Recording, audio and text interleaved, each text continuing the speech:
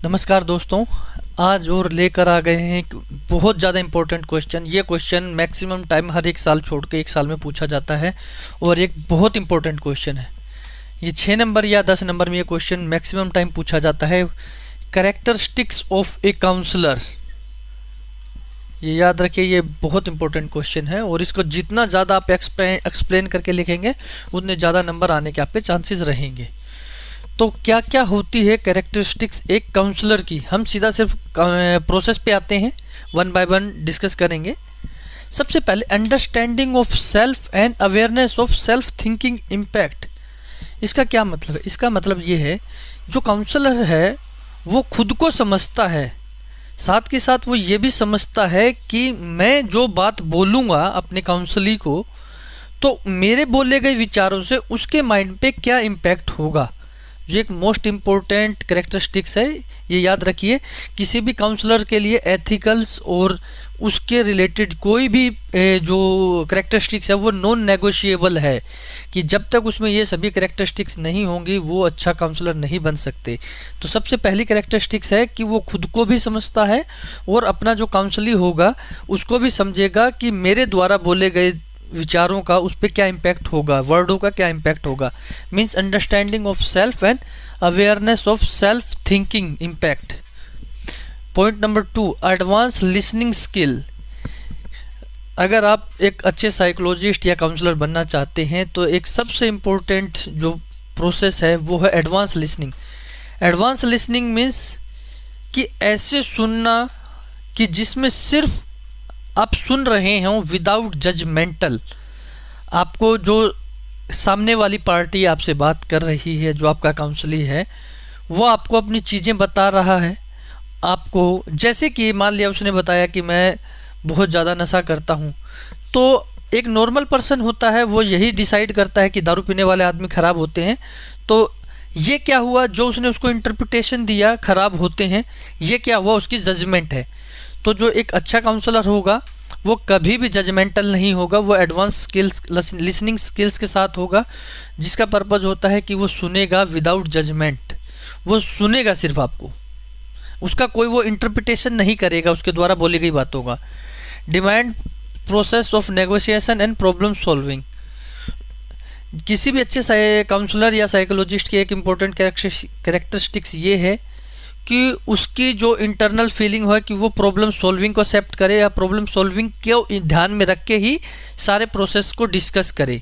और साथ के साथ नेगोशिएशन स्किल्स। नेगोशिएशन इसलिए रिक्वायरमेंट है क्योंकि जो आपके सामने पर्सन बैठा है वो आप पे ट्रस्ट नहीं करता, आपको किसी न किसी तरह अपने साथ कनेक्ट करना है। कनेक्ट कब होगा, जब आप उससे अच्छे से नेगोशिएट कर पाएंगे। तो ये सभी स्किल्स होना मैंडेटरी है। Understanding complexity of communication. Communication this is also a most important. आप क्या बोलते हैं, सामने वाला क्या समझता है और वो जो रिस्पोंड करता है, इस फीलिंग को समझना। मीन्स कि काउंसलर ने पूछा आप मुझे बताइए कि आपको ऐसा क्यों लगता है। अगर सामने काउंसली होगा तो आपको ये देखना पड़ेगा कि आपकी इस वर्ड्स को क्या वो सही इम्पैक्ट कर पा रहा है, क्या वो आपको बता क्या रहा है, जो इम्पोर्टेंट है वो बता रहा है, या सिर्फ और सिर्फ वो जस्ट आपके पास एक टाइम पास करने के लिए आया है। वो आ गया जैसे कि फैमिली ने उसको प्रेशराइज किया कि जाओ आप एक काउंसलिंग लेके आइए, तो उस बिहाफ पे आया है, या एक्चुअल में आपसे अपनी प्रॉब्लम का सॉल्यूशन लेने आया है। अगली एबिलिटी है गेस्चर्स को अंडरस्टैंड करने की capability. Means reading of, interpretation of and respond of non verbal gesture. कि कोई पर्सन जब रूम में एंटर होता है उसकी क्या सिचुएशन है, उसके हाव भाव, या जो कहें कि कम्युनिकेशंस के विदाउट उसके जो भी गेस्चर्स उसको शो कर रहे हैं उनको राइटली रीड करना, इंटरप्रिटेट करना और उनका पर्टिकुलर रिस्पोंड को नोट करना। क्योंकि अगर आपके पास आके वो बात कर रहा है दुख की ये सारी चीज़ें, लेकिन वैसे उसके चेहरे पे गेस्चर है स्माइल का, तो आप क्या कहेंगे? आप कहेंगे कि नहीं, ये दोनों फेशियल एक्सप्रेशन मैच नहीं हो रहे जो वो कम्युनिकेट कर रहा है। तो प्रॉपरली अंडरस्टैंड करना सभी नॉन वर्बल गेस्चर्स को भी, ये एक उसकी कैपेबिलिटी या कैरेक्टरिस्टिक होगी। Use conversational style not a debate. जब कभी भी किसी पर्सन्स के साथ, या फिर जब कहीं आपका काउंसलर आपके पास आया है और आप एक काउंसलर हैं, तो आप मैक्सिमम टाइम जब भी उससे बात करेंगे तो आप हमेशा उसको कन्वर्सेशन करेंगे, ना कि उससे डिबेट करेंगे नहीं नहीं ये क्यों, ये कैसा। ऐसा कभी नहीं होना चाहिए, और ना ही कभी ऐसे अच्छे साइकोलॉजिस्ट या काउंसलर करते हैं। जो भी काउंसलर होगा या साइकोलॉजिस्ट होगा वो इंटरनली मोटिवेटेड होना चाहिए, ना कि एक्सटर्नली। एक्सटर्नली मीन्स वो इस धंधे में इसलिए नहीं आया कि उसको पैसा कमाना है। इंटरनली मीन्स वो कुछ अच्छा करना चाह रहा है जिसके पास उसके इंटरनल रीजंस हैं। कॉन्फिडेंशियलिटी, ये याद रखिए कि किसी भी काउंसलर या एक लीगल एग्रीमेंट होता है आपके बीच में और एक काउंसली के बीच में, कि आप उसकी कभी कोई बात किसी को भी शेयर नहीं करेंगे विदाउट उसकी परमिशन, या फिर ये आपका एक इंटरनल एग्रीमेंट होता है। क्योंकि आप जिस प्रोफेशन में जा रहे हैं सबसे पहली डिमांड उसकी यही होगी कि क्या आप उनकी उन चीज़ों को कम्युनिकेट करने के लिए आप एक राइट पर्सन हैं कि वो आपके सामने सारी बातें बताए। इवन एक क्रिमिनल होते हैं, जो क्रिमिनल साइकोलॉजिस्ट होते हैं, वो उनके सामने अपनी सारी चीज़ें बता देते हैं, लेकिन वो कभी भी उन चीज़ों को जग जाहिर नहीं करते हैं। This is the confidentiality.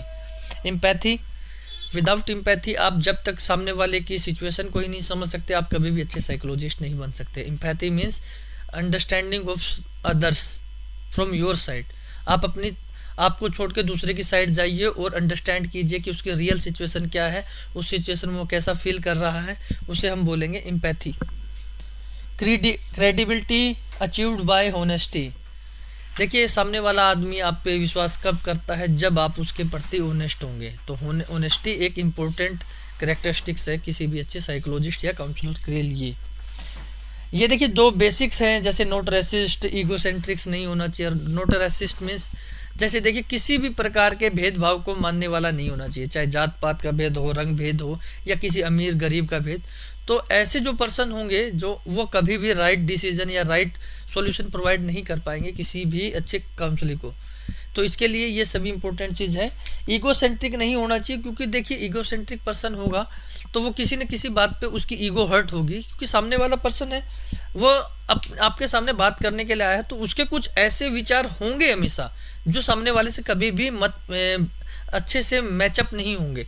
आप भी कभी अपने फैमिली से बात करके देखिए तो आपको भी फील होगा कि आपके विचार भी कभी है ना 100% मैच नहीं होते, कहीं ना कहीं किन्हीं बातों पे मतभेद होता ही होता है। तो जो अच्छे काउंसलर होते हैं या साइकोलॉजिस्ट होते हैं वो इस चीज़ को इम्पोर्टेंट तौर पे फोकस करते हैं कि उनके अंदर ईगोस्टिक नहीं होनी चाहिए। तो दोस्तों ये एक इम्पोर्टेंट क्वेश्चन है, बाकी सारी चीज़ें इसमें आ चुकी हैं। छोटे मोटे पॉइंट्स हैं, आप उनको रीड कीजिए और प्रॉपरली एक्सप्लेन कीजिए एज पर पॉइंट्स के अकॉर्डिंग। तो दोस्तों कैसे लगा आपको ये question, please like, subscribe and share. Thank you दोस्तों।